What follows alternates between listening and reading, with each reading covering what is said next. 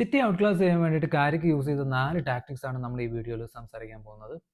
ഒന്നാമത്തെ കാര്യം റോഡ്രി എങ്ങനെയെങ്കിലും പോക്കറ്റിലാക്കുക എന്നുള്ളതായിരുന്നു. അതിനുവേണ്ടി അവർ ചെയ്തത് മാർക്ക് ചെയ്യാതെ തന്നെ റോഡ്രിയിലേക്കുള്ള പാസിംഗ് ലൈൻസ് അവർ സെൻസർ ചെയ്യുകയും ഇവഞ്ച്വലി ആ പാസിംഗ് ലൈൻസ് അവർ കട്ട് ചെയ്യുകയും ചെയ്തു. ഈ പാസിംഗ് ലൈൻസ് കട്ടായതോടുകൂടി സിറ്റിയുടെ ബിൽഡപ്പ് മൊത്തം രണ്ട് സൈഡിൽ നിന്നുമായിരുന്നു. അവർക്ക് അല്ലെങ്കിൽ അവരെ യൂഷ്വൽ സെൻട്രലിലൂടെ കളിക്കാനുള്ള ഒരു അവസരം ഇല്ലാതാക്കി കളഞ്ഞു. രണ്ടാമത്തെ കാര്യം എന്ന് പറയുന്നത് ഒരു ലോ ബ്ലോക്കോ അല്ലെങ്കിൽ ഒരു ഹൈലൈനോ സെറ്റ് ചെയ്യുന്നതിന് പകരം കാരിക്ക് ചെയ്തത് ഒരു കോമ്പാക്റ്റ് ആയിട്ടുള്ള മിഡ് ബ്ലോക്കാണ് ഇന്നലെ സെറ്റ് ചെയ്തിട്ടുണ്ടായിരുന്നത്. അതിനകത്ത് തന്നെ ഡിഫൻഡേഴ്സും അതുപോലെ തന്നെ മിഡ്ഫീൽഡേഴ്സും തമ്മിലുള്ള ഡിസ്റ്റൻസ് വളരെ കുറവായിരുന്നു. അങ്ങനെ വന്നു കഴിഞ്ഞപ്പം സിറ്റിക്ക് ആ ഒരു ഏരിയയിൽ ഒട്ടും സ്പേസ് കിട്ടാതാവുകയും അവരുടെ ഒത്തിരി പൊസിഷൻ സിറ്റിക്ക് ഉണ്ടായിരുന്നു. പക്ഷേ അവർക്ക് ഒന്നെങ്കിൽ സൈഡ് പാസ് അല്ലെങ്കിൽ ബാക്ക് പാസ് മാത്രം കളിക്കേണ്ട ഒരു അവസ്ഥ ഉണ്ടാക്കുകയും ചെയ്തു. മൂന്നാമത്തെ കാര്യം സിറ്റിയുടെ ഫുൾ ബാക്കിനെ ട്രാപ്പ് ചെയ്തതാണ്. അതായത് സിറ്റിക്ക് സെൻട്രലിലൂടെ അറ്റാക്ക് ചെയ്യാൻ പറ്റുന്നുണ്ടായിരുന്നില്ല. അതേസമയം യുണൈറ്റഡ് അവരെ ഫുൾ ബാക്കിനെ higher up the pitch attack ചെയ്യാൻ അനുവദിക്കുകയും ചെയ്തു.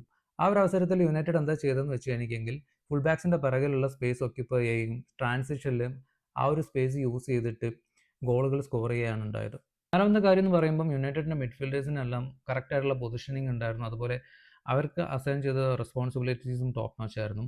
കസമേറോയുടെ കാര്യം പറയുമ്പം പുള്ളിയുടെ ഒരു ഡ്യൂട്ടി എന്ന് പറഞ്ഞു കഴിഞ്ഞെങ്കിൽ ഡിഫൻസിന് ഒരു ഷീൽഡായിട്ട് ഇരിക്കുക എന്നുള്ളതാണ്. അതുപോലെ തന്നെ പുള്ളി ഒരു ക്ലിയർ ആയിട്ട് പറഞ്ഞിട്ടുണ്ട് സ്പേസ് മാത്രം പ്രസ് ചെയ്യുക എന്നുള്ളത്. അതായത് സിറ്റിയുടെ ഒരു പ്ലെയറിനെ പ്രസ് ചെയ്യേണ്ട, പുള്ളിക്ക് അസൈൻ ചെയ്ത ആ ഒരു സ്പേസിലേക്ക് വരുന്ന പ്ലെയറിനെ മാത്രം പ്രസ് ചെയ്താൽ മതി എന്നുള്ളത്. അതുകൊണ്ട് എന്ത് സംഭവിച്ചെന്ന് വെച്ചാൽ യുണൈറ്റഡിന് ഒരിക്കലും അവരുടെ ഒരു ഷേപ്പ് നഷ്ടപ്പെടാതിരിക്കാൻ പറ്റി എന്നുള്ളതാണ്.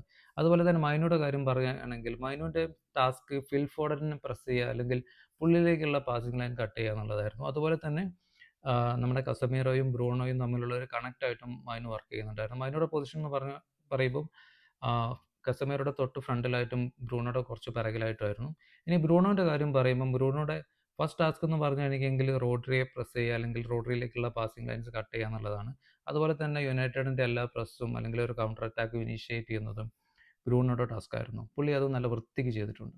ഗൈസ്, കണ്ടന്റ് ഇഷ്ടമായിട്ടുണ്ടെങ്കിൽ please do like and share with your united friend. Thank you guys, thank you so much, by.